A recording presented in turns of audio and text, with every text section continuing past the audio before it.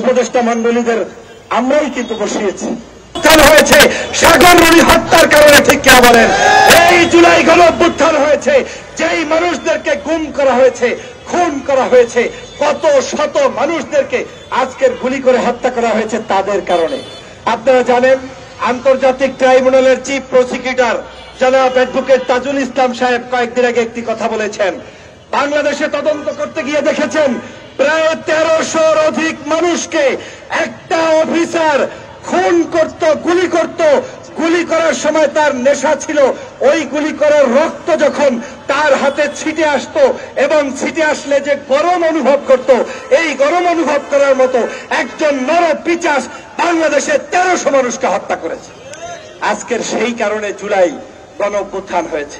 আজকের এই সরকার 15ই আগস্ট এই বাংলাদেশে নাটক চলছে। আজকে দেখলাম ওই 15ই আগস্ট শেখ মুজিবুর রহমান সাহেবকে তার নিজের কর্মকাণ্ডের কারণে যখন দুনিয়া থেকে বিদায় নিতে হয়েছে, সেই সময় কিন্তু তাদের পাশে 7-8 জন মৌলবী ছাড়া আর কেউ ছিল না, জানাজা পড়ানোর মানুষ ছিল না।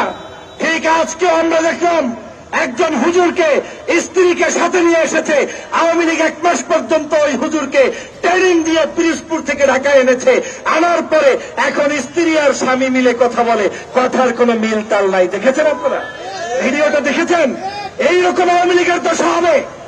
আজকের স্বাধীনতার 53 বছর পরে শেখ মুজিবুর রহমানের জন্মদিন কিংবা মৃত্যু দিবস পালন করার জন্য আলেমকে ভাড়া করতে হয়, নামদারি কিছু হুজুরকে ভাড়া করতে হয়। এর চেয়ে ন্যাক্কারজনক কাজ কিছুই হতে পারে না। অতএব শেখ হাসিনার বাংলাদেশ আর নাই। তুমিও জানো, আমিও জানি শেখ হাসিনা শাহবাগী। তুমিও জানি, আমিও জানি শেখ হাসিনা হিন্দুস্তানি। তুমিও জানো, আমিও জানি শেখ হাসিনা ভারতের দালাল এবং তাবেদার, ঠিক কিনা বলেন? অতএব ওই শেখ হাসিনার পুরাতন ইঞ্জিন চালু করার প্রত্যাশা যারা ব্যক্ত করেন, আর মাঝে মাঝে আমাদের একটু দেখলে, অনক্ষ দেখলে যারা নতুন নতুন মিষ্টি খান, সাবধান হয়ে যান। এই বাংলাদেশের তৌহিদি জনতা, বাংলাদেশের সাংবাদিক বৃন্দ, বাংলাদেশের ছাত্র জনতা, বাংলাদেশের সকল বাহিনী থাকতে খুনি হাসিনার বাংলাদেশে আসার আর কোন রাস্তা নেই, নেই, নেই। অতএব আজকের দিনের 15ই আগস্টের আমাদের শপথ হওয়া দরকার। আজকের এই 15ই আগস্ট বাংলাদেশের মানুষের শপথ হতে হবে যে এই বাংলাদেশ থেকে আগস্ট মাসেই জনগণ ঐক্যবদ্ধভাবে এই পরিবারের বিরুদ্ধে, এই সন্ত্রাসীর বিরুদ্ধে, এই খুনের বিরুদ্ধে লড়াই করেছিল। সেটা 1975 সালেও একবার করেছে, আবার 2024-এর 5ই আগস্ট সংগ্রাম করেছে, ঠিক কিনা বলেন? অতএব আগস্ট মাসটি হচ্ছে আওয়ামী লীগের জন্য একটি দুর্দিনের মাস, শেখ পরিবারের জন্য একটি দুর্দিনের মাস।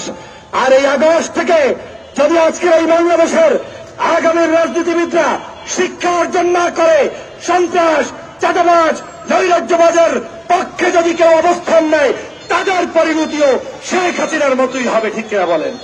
অতএব আমাদেরকে সাবধান হতে হবে, ঐক্যবদ্ধ হতে হবে। আমি এই সরকারের উপদেষ্টা মণ্ডলীদের আমরাই কিন্তু বসিয়েছি।